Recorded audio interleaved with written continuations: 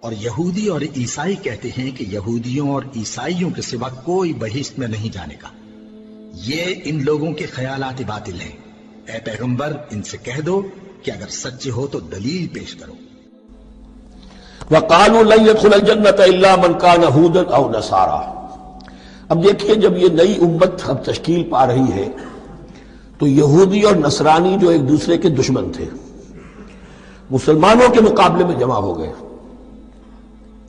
انہوں نے کہنا یہ شروع کیا وَقَالُوا لَن يَدْخُلَ الْجَنَّةَ، ہرگز نہیں داخل ہوگا جنت میں إِلَّا مَنْ كَانَ هُودًا أَوْ نَصَارَىٰ، سوائے اس کے جو یا تو یہودی ہو یا نصرانی ہو۔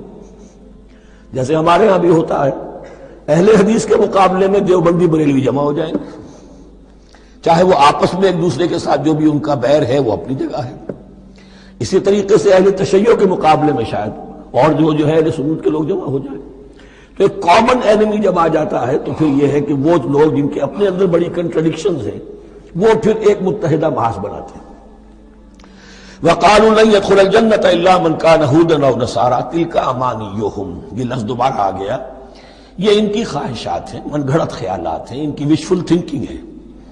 قُلْ هَاتُوا بُرْهَانَكُمْ إِن كُنتُمْ صَادِقِينَ، کہو ان سے لاؤ کوئی دلیل اگر تم سچے ہو، دلیل کتاب سے لاؤ، کہیں تورات میں لکھا ہے یہ، کہیں یہ انجیل میں لکھا ہے، جو تورات اور جو انجیل تمہارے پاس ہے اسی میں سے دکھا دو کہ یہ لکھا ہوا ہو، کہیں لکھا ہوا نہیں۔